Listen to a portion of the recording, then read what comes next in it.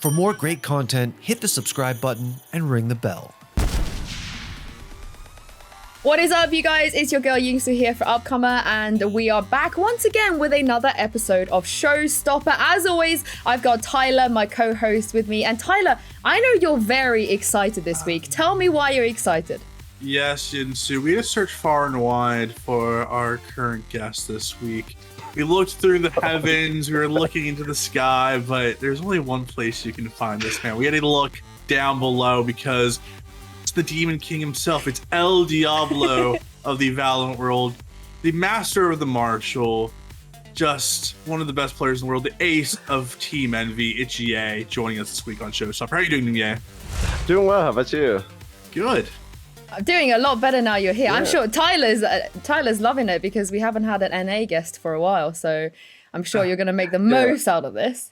I'm very excited. I'm very excited for our first segment. We're cashing in on the trends. We're cashing in.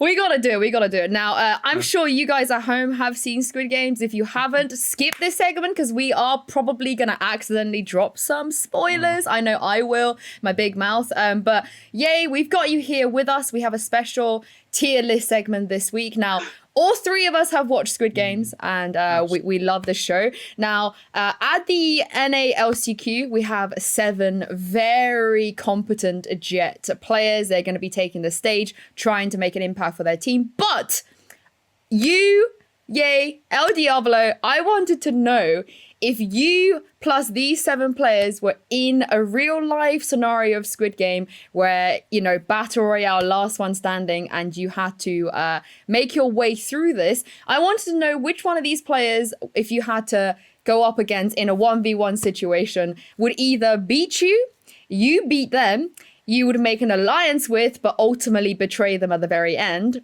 or you to make an alliance with someone and they would betray you, essentially. But we'll go from player to player. I want to hear your reasoning. Again, this is all fun and jokes. We know you're the nicest man on planet Earth, so I feel kind of bad to make you do this. I mean, first off, Luminosity just died. They died in green light, red light. They didn't send one, yeah. Luminosity was like, we're good. They FF'd, yeah. They saw the roster. Yeah. They were like, we don't want to get involved with this. Peace out. We're not sending anyone. They're not in Squid Game.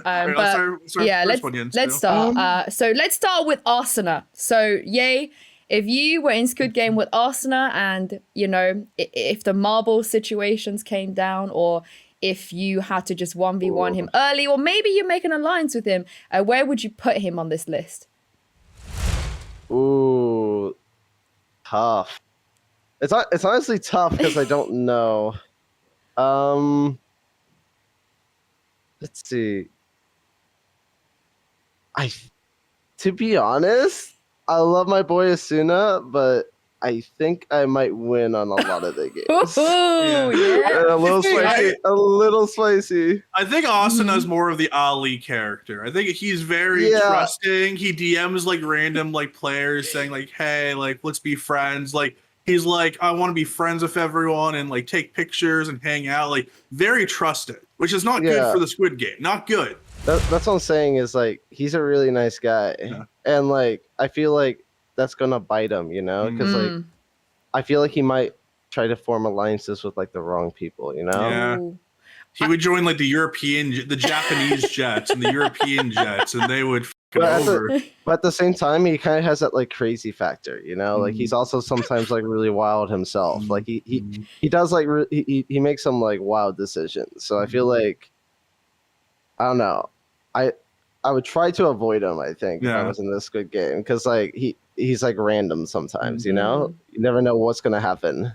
I've seen him on LAN. He's scary when he's really in the zone. I feel like the energy is scary. He gets into it, and you know he's like, you know, he's out there. So I'm just like, But you still win though. This is what you're saying. You'd win. I feel like when it came down to it, back yourself. Calming. It might be a little more calming. I think I don't know. It's tough. Asuna gets backstabbed. I think he gets backstabbed by someone somewhere. Yeah, I think so. Okay. He's too friendly. He gets backstabbed. Everyone cries. He's like, what? Like he's definitely like one of the main characters who goes. He makes it deep into the series, but he trusts the wrong person and then he goes out. That's how. Yeah. I don't think he goes out early. No, he doesn't go early. He's not early. Yeah. He's definitely main character material. Yeah. Oh yeah. He's probably gonna have the same fate as the Korean girl that made it to the end, who's like just accidentally gets injured and then bleeds to death, that kind of thing. Like something really unlucky that happens. Yeah. All right, Tyler, next. Let's go. I actually have high hope for this guy. Let's go with Penny from version 1. For some reason, I'm like he's like. It seems like there's something behind the eyes, the glasses, like the long hair. He's a little suspicious. Yeah, they're suspicious. He has some Song Woo. He's planning shit. He's planning stuff. He's scheming. Shit. Yeah, he's scheming. Penny's a schemer. He's not like. He's not going to be like someone who talks a lot. Like he's going to be someone. He's going to be someone who just like he's planning everything. You know. He's long and lanky, so like I think that he can like he's going to survive the running one. He'll do well and mostly. I'm sure he can do the honeycomb stuff. We've seen his precision with the operator, but he's a schemer. Like he's not someone. When I think of Asuna, I think of someone who's like very extroverted, who puts himself out there, who's friendly, who's going to make alliances and get backstabbed. Where Penny, I feel like she could be the backstabber. No offense, Penny. You're probably a wonderful guy. You're probably a wonderful guy. I'm just saying in this this fantasy world we're building here, I could see it. I can see it in those eyes, Yinsu. The only thing with Penny though is like because he's not like super outgoing, at least from what I've seen from him so far.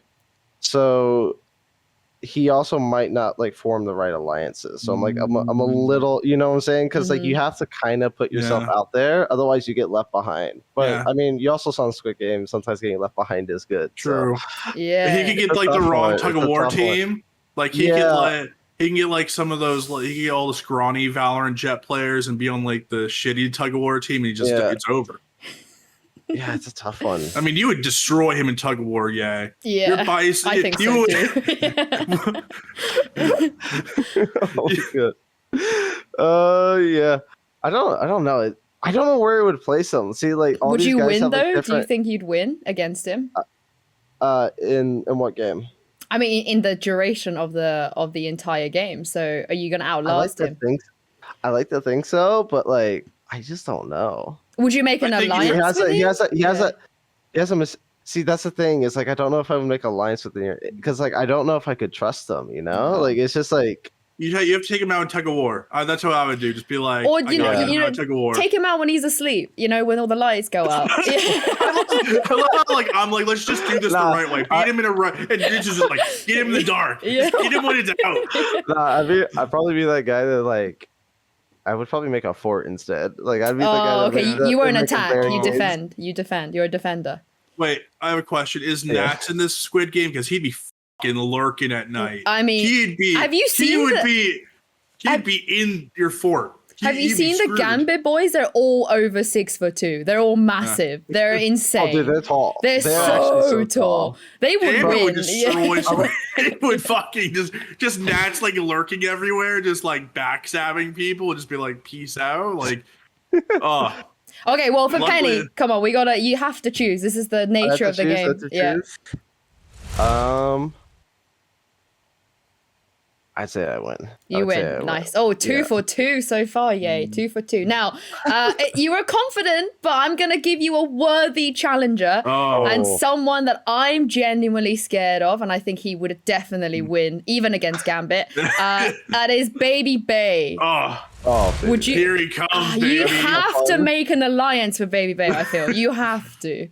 You have to. You just have to. Yeah. There's so much like physical stuff I think in Squid Game. So like he's cracked. Like babybay, he's wild. He's also charismatic as well. Like he also has like he's extroverted and he's physically like he's the total package for Squid Game. He's the total package. Yeah. Well, there's no doubt about it. But do you think that you could make an alliance and then you somehow get him, or do you think you make an alliance and he ends up betraying you and winning instead of you? So it depends. I think like if I were to try to make like an alliance, if I got the right game. So if like for example I got that marble game against them where you have like the marbles, there's a chance to maybe like take them out there. Yeah. But like, or if like maybe I guess I'm RNG luck. But other than that, if it's like physical, like I'm gonna get dumpstered. I'm just gonna get dumpstered. Like, Oh. he's gonna you know. So. Here's how it goes, Yinsu. Let's say it's the marble game, right? Like, and you think of this like, let's genius plan. I'm gonna outthink babybay, and he's like, hey, babybay, let's play marbles. You know what's gonna happen? Babybay is going to punch you in the stomach, steal your marbles, whisper, phase up, and that's the last thing you're gonna hear. That's against the rules, though. That's the last thing. You have to win it versus with a game that both players agree on. In fairness, if he's on your team for the tug of war, which he would be because you made an alliance, you're chilling. It would actually will come down to the marbles if that's the person you decide to go up against in your alliance. So would you pick? Yeah, because like you could do the marble thing against someone else in your alliance. But if he's the only person in your alliance and that's what you're doing, then I think you have a good chance, like you said. But yeah, I think if I can get it down to the marbles, I could figure something out there. But other than that, Baby is definitely like he is the prototypical second place person. Like he is the person that the finalist has to overcome. The main character must be him in the final. Maybe you both make it to the final then at the very, very end. You know, the Squid Game. Like you actually have to play Squid Game. Oh, well, then I lose. it's like, no, there's no happy ending this fucking show. It's phase up. He just flies off into his phase helicopter with his $30 million. Just like, another day as a phase member, baby. I guess the difference here then is that do you think he would betray you or do you think you would just lose because, you know, he's just going to outright beat you? He's not going to do anything funny business. See, so here's the thing: is like babybay doesn't strike me as someone who's like plotting or like scheming. You know, he's kind of like live in the moment kind of guy. So like, I don't feel like he's gonna be someone who betrays. Mm-hmm. He's more like someone who's just like, we're all in this together, and like he just hates the other guys. You know, like he's gonna, you know, like. Like, let's go fuck up Gambit, guys. Yeah. Like, look at them over there. It's just like, let's just, you know, let's go now. All right. Well, he's like that kind of guy. Judging by what you said, I'm gonna have to put him in the you will lose part. I feel like this is the ultimate thing that's standing between you and winning. Yeah, I feel like I would lose probably 2 or 3 of the games, against him, and maybe I'd win like 1. But a lot of it's like RNG, you know. He'll just carry you in the alliance until the time for you to be sacrificed, basically. I'll take it for you, right? All right, Tyler, next one. All right, let's go from someone who's very upfront and very, spoken about to someone who's a bit more underrated. Let's talk about Xset's Pure R. Oh, that's a tough one because I don't know a lot about him. Same. I really don't. That's the issue. I feel like he's the type of person who makes it to like the bridge game, like the 5th one, and it's like he's made it there. He's shown he has all the skills, and then he's like, "All right, your first PR, go walk on the bridge." And then it's like, "We'll learn from you." He's kind of buff though. Like I feel like he's kind of buff. So. He's definitely making it far. Like I'm not saying pure. He's not going out as a chump. And I mean, we heard from Def that spoke a little bit about him as well, and Def was really impressed with him. So. Anyone that impresses my boy Def, I'm kind of like, there's definitely something there.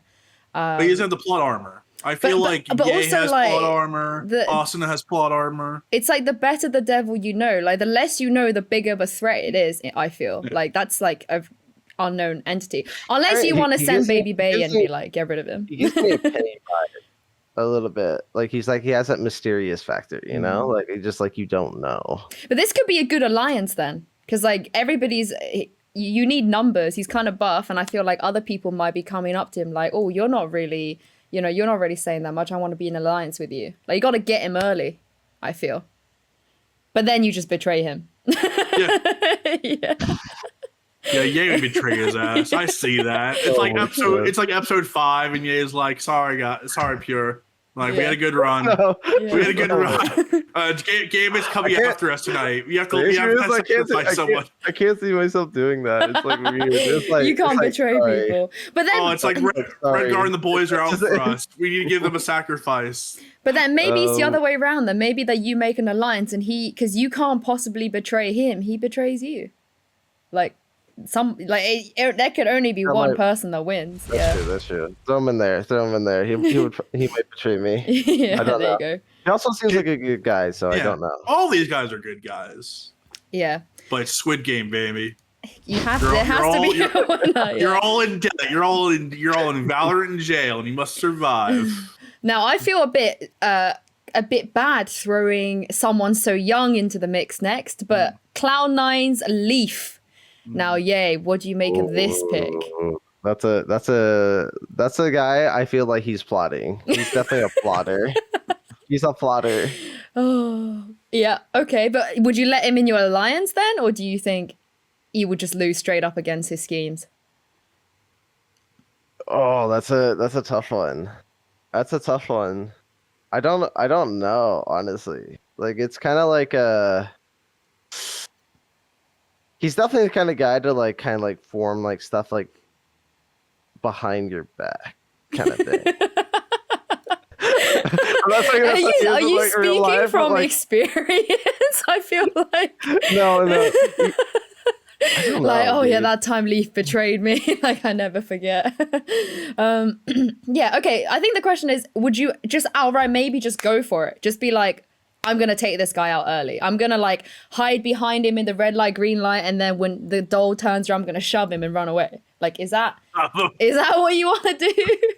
Or Yinsu's the shover. 100%. Yo, I am. She'd be shoving. Yo, me and babybay, we're shoving everybody in that game. You're just shoving. Yeah, but that puts like a target on your back, though. That puts a target on your back. Yeah, but I'd be the mobster in that game, where like I just recruit everybody. You're scared of me. I instill fear. Yinsu would use babybay as like the meat shield, and she would just like use him as a battering ram to go through the games where everyone's targeting him over her. Have you seen the Fnatic boys? They're like literal actual bouncers. Like, if I get Domer and Mystic boasters.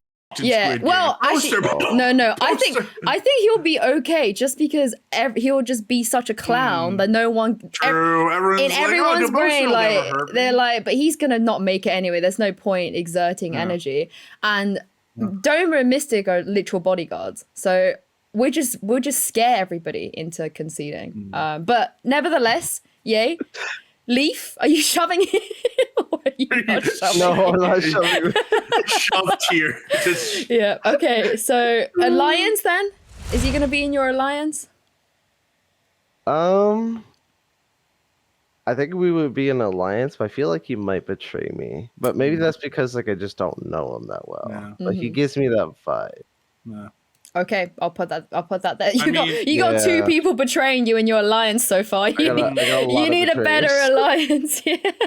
To be fair, Leaf, he went against the Brazilian fans and he survived and won. So yeah, man's tough. Kid's tough. Nothing's gonna break him. Yeah. Nothing. If that doesn't break him, nothing's breaking him. So I think he might even beat babybay. Like, yeah, if he can withstand the Brazilian fans, he can definitely withstand Squid Game. Squid Game is nothing compared to that, so I like his chances. Let's move on to another understated person, Nature of Gen G. That's another person in which like I don't know a lot about. Another a little unknown factor again. So. Is he the can fodder of this show? Does he just go out in red light, green light? I think so. Yeah, like you gotta have some can. Yeah, it has to be some can fodder, right? Like not all of you fuckers can go to the final. Bad because he might just be insane, but like we just don't know because like I don't know him. His also name is Nature. That's too nice. Like I feel like when like the gunfire starts, he'd probably be like, "Oh no," and then he'd probably move and he would die, and everyone would be like, "Oh no, Nature's such a nice guy." Oh man. Yeah, so my I guess my reasoning is like I think he's a pretty young guy, so he might be like too trusting or like you know, like he doesn't have that experience factor. Yeah, just kind of like follow the big dogs, follow the pack, and then kind of gets left behind by accident. Yeah. Yeah, he doesn't strike me as someone who's gonna like, you know, like take over kind of thing. You know, like he's gonna be like that guy that's just like everyone's looking at, you know, for like leadership. So I feel think like he just might trips get- over his feet. He trips over his feet. in game No, one. Tyler, no. He just trips over his No, feet. it's okay. I'll shove him. All right. I'll do the dirty People, work. Yinsu. I'll push him over. Because you're shoving every NA players. Every Well, NA player is shoving. do you You're know what? Shoving them all. There's one player that I feel like would shove me back, and it's the last player on this list, yeah, and that is Shanks. Where does Shanks go here? But here's I think I'm gonna make an alliance with Shanks because like Yes. the thing with Shanks is like he's a really loyal guy. Like he's such a great person. I love. Dude, So I love you that guy to betray death. him. I'm like, No. no. We're making an alliance and we're going all the way. Like that's the Oh. guy I would probably take because I feel like that's a person in which like I can really trust. You know, like But we're one going of all you the has way, to you win. know? One of you has to win. So like the final three, let's say the final three is Shanks, it's Shanks, babybay, and Yay. It's just you three, just like, and babybay's just in the corner, just with like he has like a necklace of like fingers that he's cut off, just face up, just tattooed on his chest, like I know. it's just Shanks and Yay just staring him down, be like, how the fuck do Oh, how do we get this guy? In fairness, you and Shanks could then vote for the game to end and just Oh yeah. go home. Yeah. That's what I'm saying. Me and Shanks would just look at each other and just like GG. Let's go play Valorant. Let's just bounce. Okay, so you'd make a alliance at the end, but I guess you both. I guess I would have that as you both win because you would outvote babybay who wants to keep playing. But yeah, Like I need more money for my mansion, my streamer house, my phase house must be bigger. but would you end the game at that point? Even though that by then you'd have $30 million and it's only down to 3 people, you'd end the game there.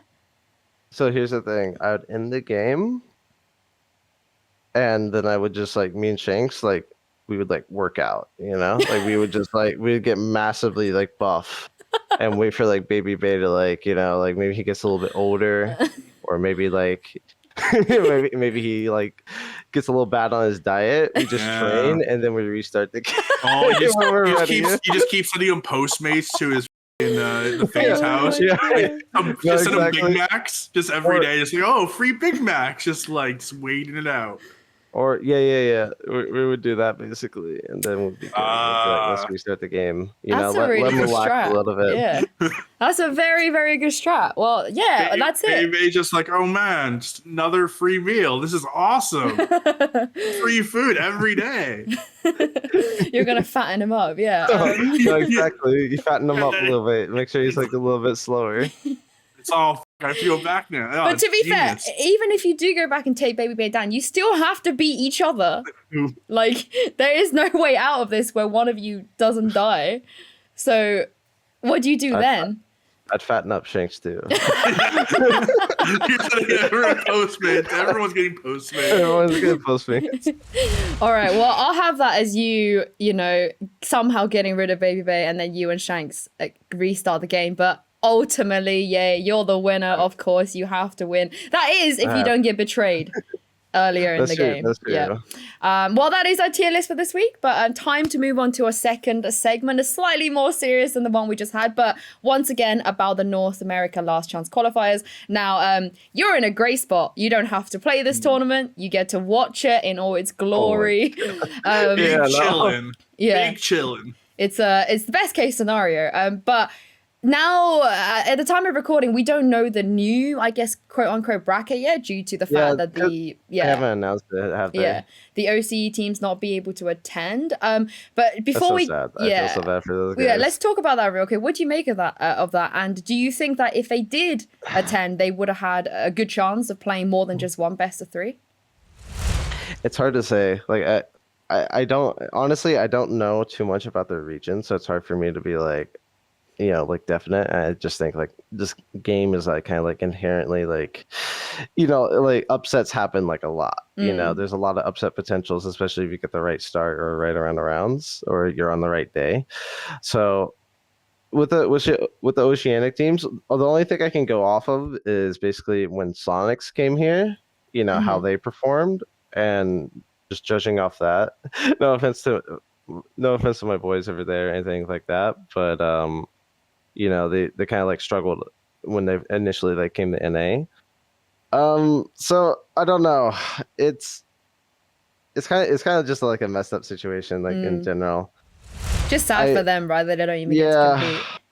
This was their world. Yeah. This was their champions, right? This was their opportunity to play the LAN with fans or not fans, but like lots of people watching.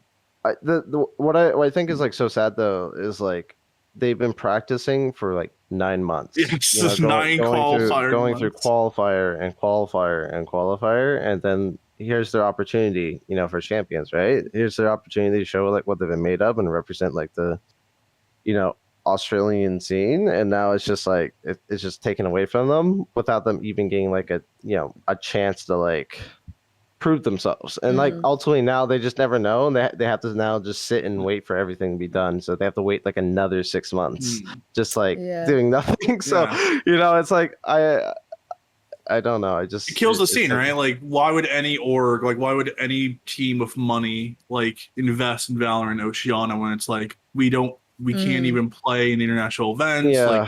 Like we can't play against 100 Thieves and Envy and all these big teams, right? Where like the money is at Masters, the money is at Champions, where you're playing in front of 500, a million, you know, people.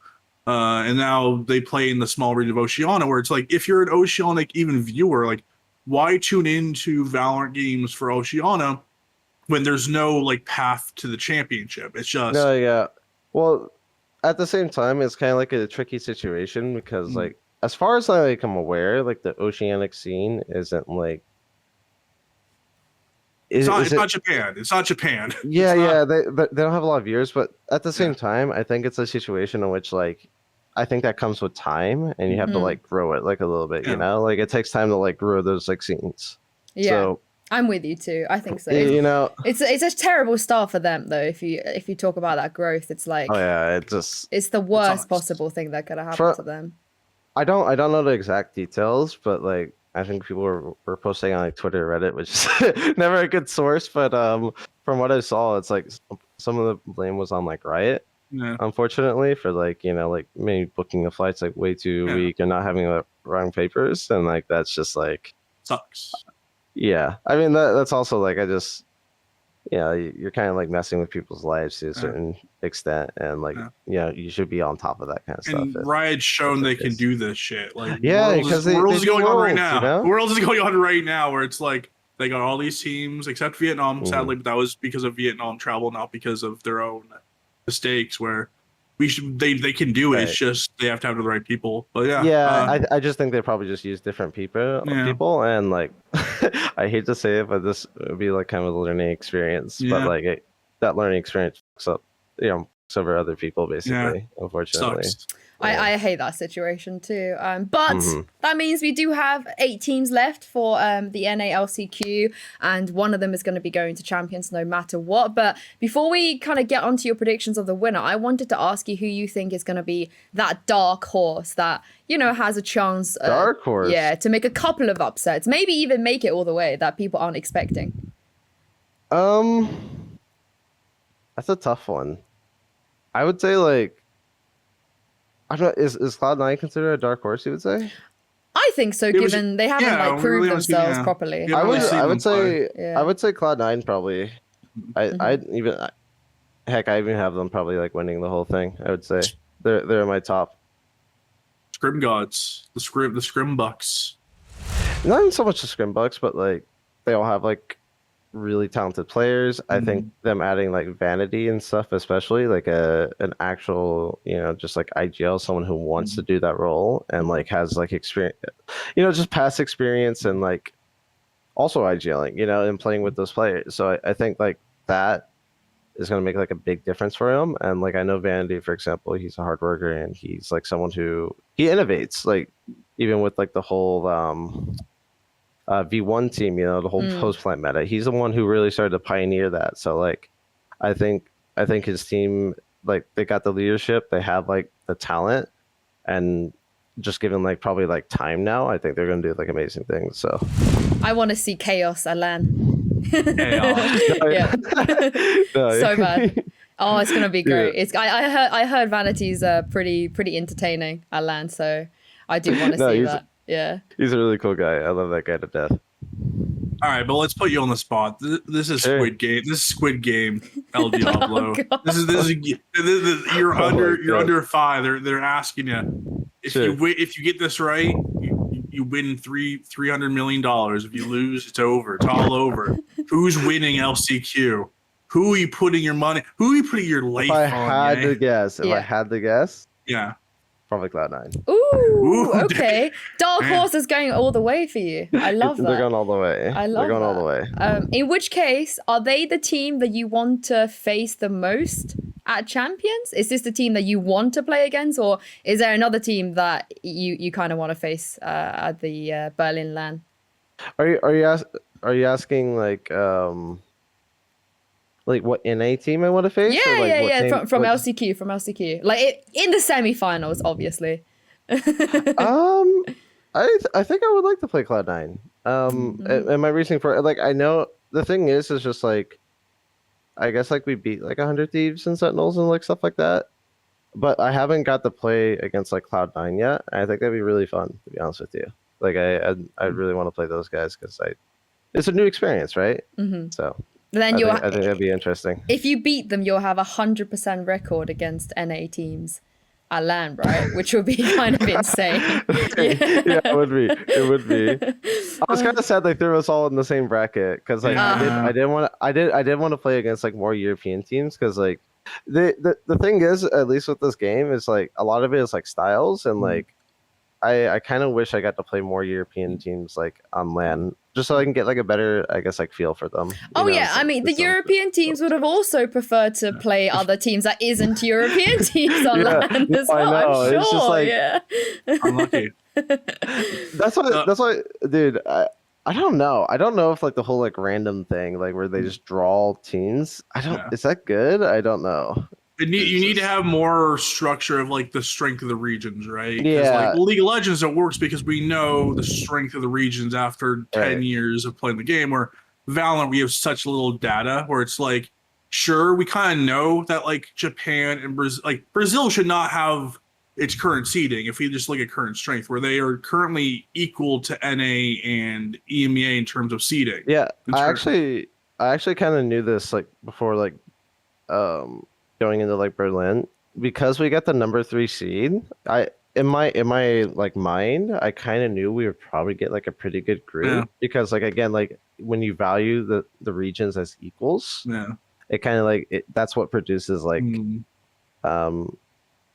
it produces like some of these like really bad like groups or draws or like unequal groups, so To close out the segment, I have actually have a question I've been, just kind of going through my mind for the last week or two since I think I heard it on stream. When going in, like during Berlin, it seemed like Vision Strikers and Gambit were kind of seen as like the two like godly teams outside of the North American teams that like everyone was talking about. And Gambit, obviously, you guys played in the final, very close final. Could have gone either way. Some eco rounds kind of, I think lost you that final. But Vision Strikers, apparently, you guys, I believe, practice a lot. Like, how was it playing against Vision Strikers? So we practiced against them. I want to say like 2 or 3 times or more. We got like 2 or 3 sets against them, and when we played them, honestly, we kind of. I know these are like scrims and like things like that, but like it kind of just it felt like a lot of like almost anything we did kind of worked. Like it's style like, matchup. It's a stylistic yeah, matchup, right? Because and it's. I don't know. I think for like North America at least, like how our teams are is like we're very adaptive. Like we don't. Not a lot of teams have like a ton of structure. I want to say like a lot of it is just very like defaulty, work the map, fight for map control, fight for info, that sort of thing, and like punish and do like more traps and kind of like that. And with how like Vision Strikers played, when you don't give them the space to kind of like execute and you kind of like disrupt them a lot and you like force them to slow down and like use utility, I think it makes them like a little bit like more readable. Maybe that's why like stylistically, like, we were like winning against them like a lot, at least in like in scrims or like performing like really well. But I don't know. It's hard to say because like maybe in like matches and stuff like that, like they play differently. And I think they played like a little bit differently, but for the most part, what I saw in scrims was the same at matches.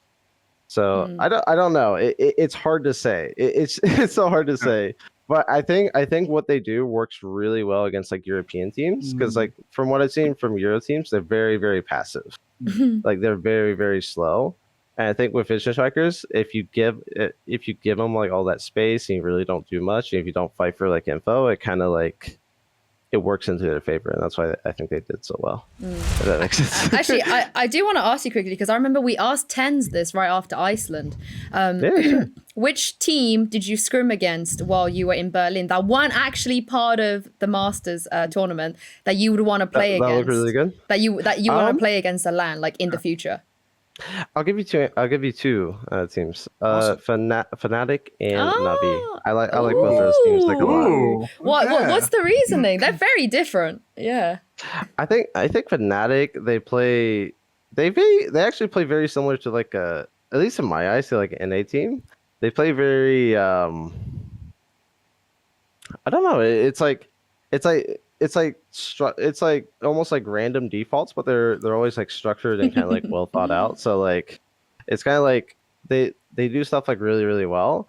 And with like Na'Vi, they're like similar to Gambit. They're very, very like slow and like I would say they're even like more methodical.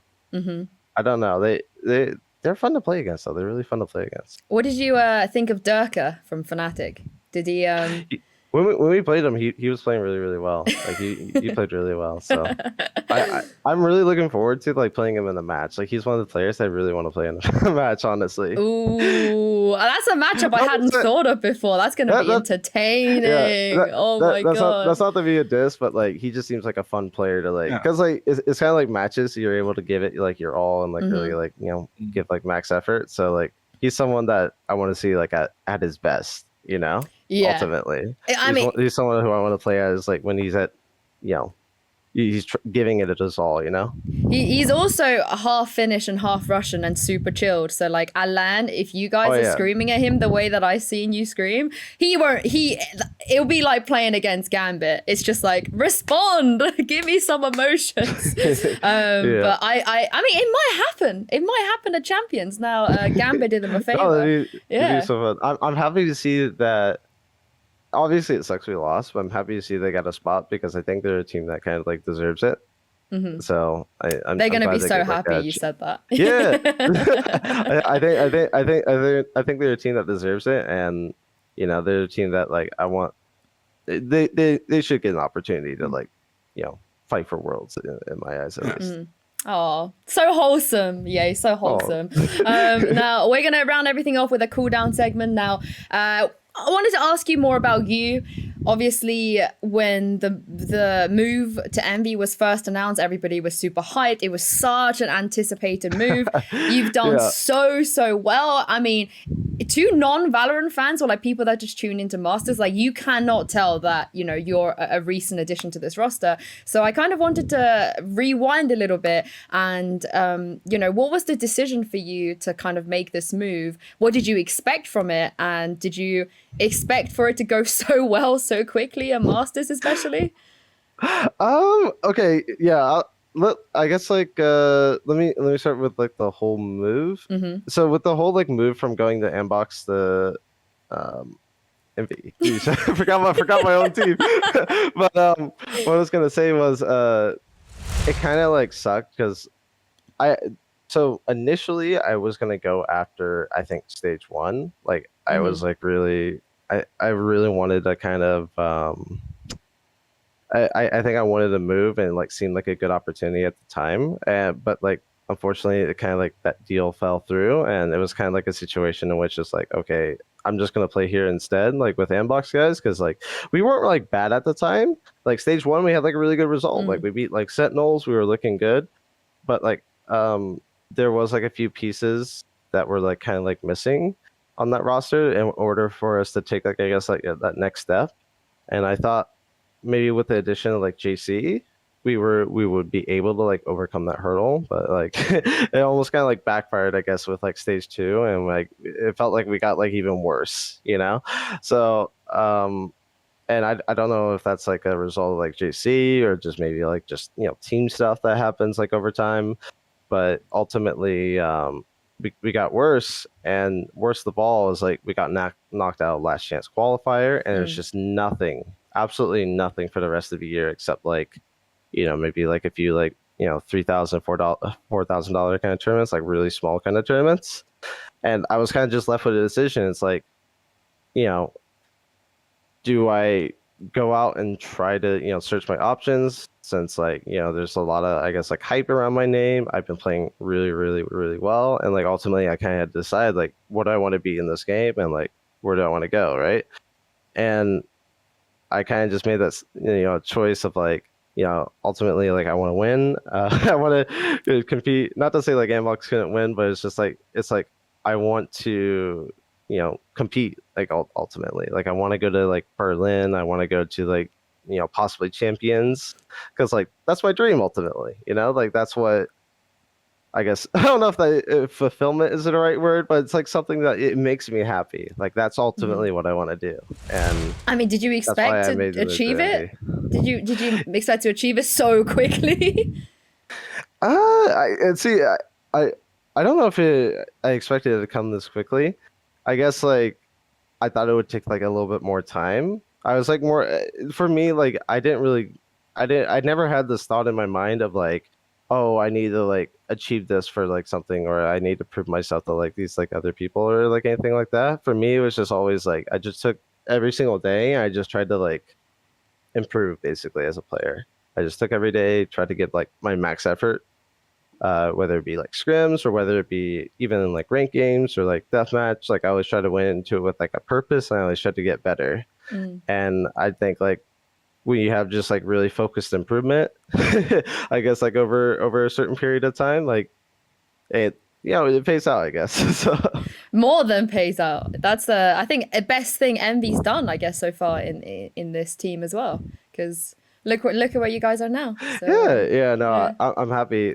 I think more than anything, like even regardless, like we didn't. It's obviously great we made the final and stuff like that, but I could tell like just from, you know, the previous stage, there was like a dramatic improvement in like how we played, like a really dramatic improvement in like, you know, like just simple things like communication, like how we looked as like a team. And like, I think that's more important than like, you know, the actual result of the tournament. As long as you're like consistently getting better in my eyes, like it's like, who cares about the result? Because like, I think the result is like, you know, byproduct of getting better. So let's talk a little about that result. I mean, sure. to the fans, I think as someone who watched the final, and I believe everyone did, you guys played so damn well, and it seemed like almost, I believe on every single map, you guys had pretty considerable leads in the first half, and it felt like you had every single map. It felt like you had like the foot on the throat, ready to just run away, and then an eco would come and they would thrifty you,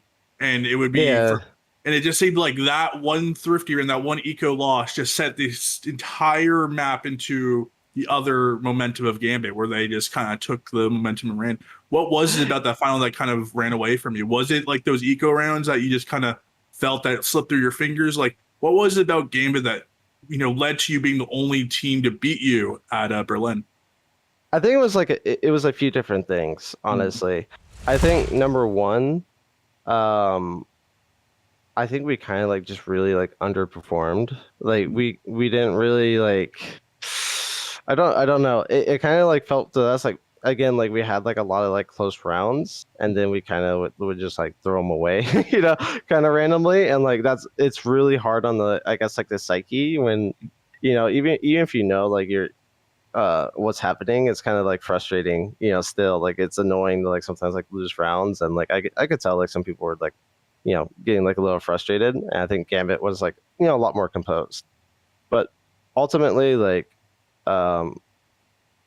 it's just kind of thing where I guess the best way to put it is like, you kind of just have to suck it up and just like be like, hey, like, ultimately, like we kind of like through that, we didn't play our best ultimately. And like next time, like, we're not going to make the same mistakes, essentially. Like we're going to be more composed, like really try to stay into it and just like win. Because I think the same thing happened when we played like Sentinels and Hard Deeps in the last qualifier. We were kind of like, we had like a lot of close rounds, especially watch that Sentinel game, in which like if we win that, we win the series, you know? And like I think like next time we came around, like we tidied it up, and that's why we beat Sentinels now.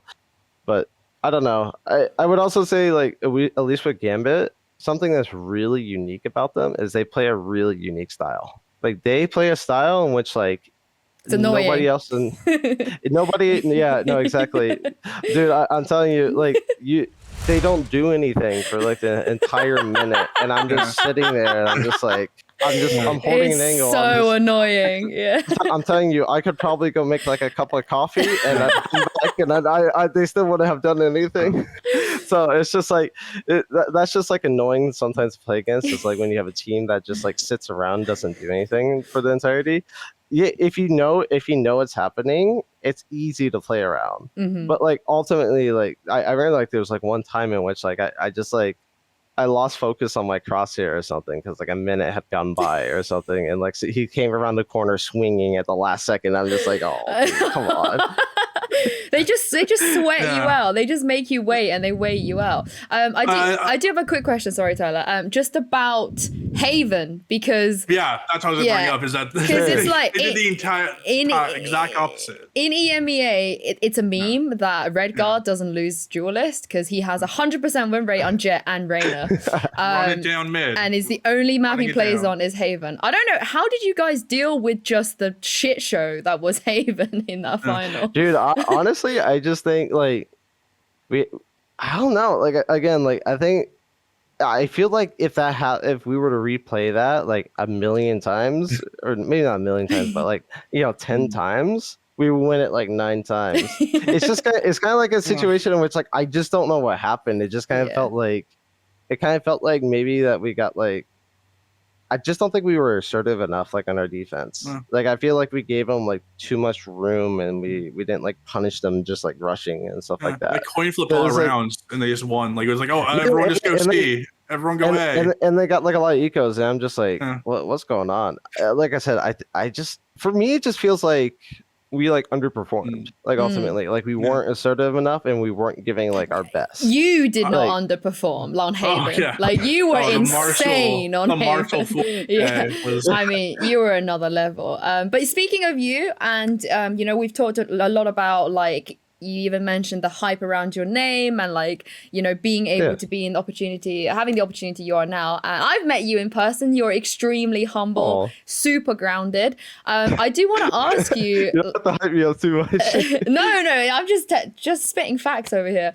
But I do want to ask you because like the responsibility that comes with being kind of shooting into the fame and the success you're getting is that people will look up to you. There's a lot of different characters in Valorant, as you know, some people prefer the kind of trash talky, a little bit more cocky side, but we're seeing a lot of Valorant players that are very like wholesome and grounded and humble, and I think you're definitely one of them. So how do you stay this way, through all of this? And also, what would you say to someone that is looking up to you and want to maybe learn a bit more how they can also stay humble and grounded? I would say like, I think it's just like a personality thing, like I don't know if you can like fake, being something you're not. I guess you can to like a certain extent, but like I feel like, over time, like who you truly are. For me, like I don't really do anything to really stay humble. it's more so like no, it's just like I just try to be myself, ultimately, and like and I also want to be like what at least in my eyes, like I have a picture of like like how do I want like somewhat people want to look at me, like how do I want to be like remembered. And I have like also I guess like a lot of regrets and like how I handled stuff with like CS, for example. And like how I acted like there, and I just during like when I transitioned from like CS to Valorant, I just kind of like went through like a growing period in which, and like I also think it helped to get out of my toxic household as well.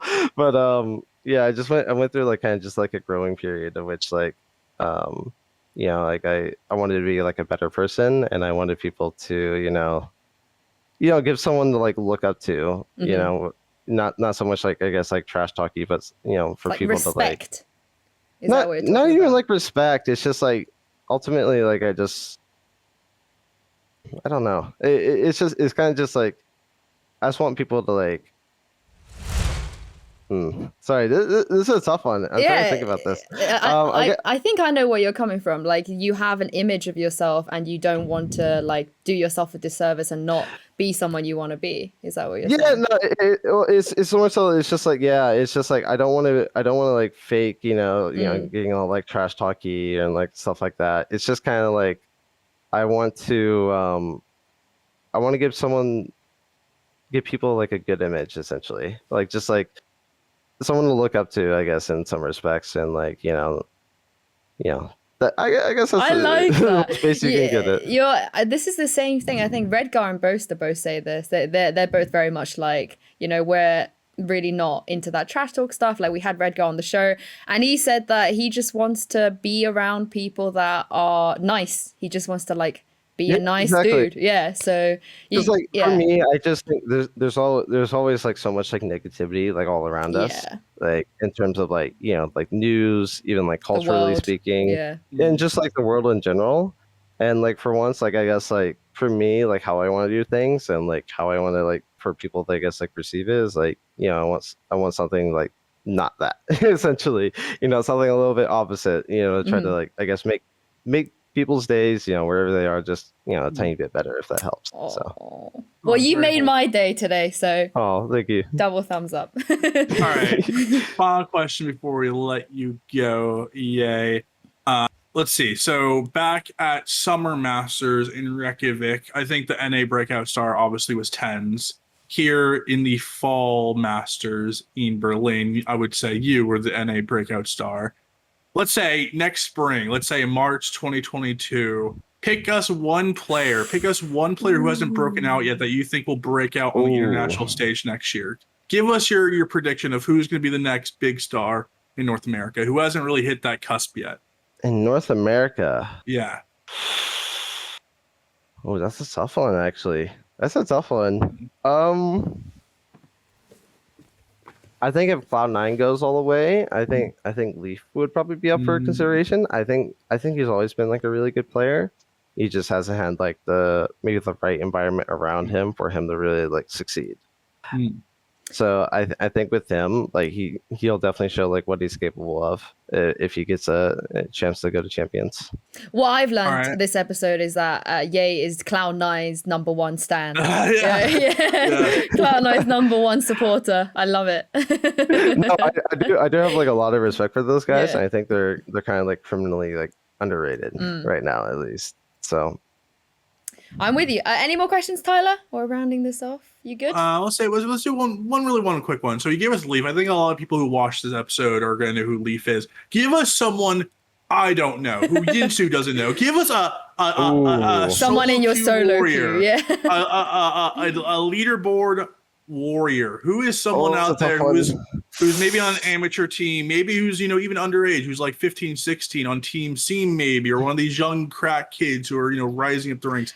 Throw out a name so in like a year from now we can bring you back on and be like, damn, you predicted that. I will say that over here in EMEA, there's a Turkish player. His name is Kelly Carslan. He's 14 and he's radiant and he's cracked, and bless his heart, he makes strats and stuff and he like watches VODs, but he's just not old enough to compete. So Kelly Carslan is if you ask me that question, I'd put him out as a future star. Well, in 2 years' time, because he literally has to be 16. Jesus Christ.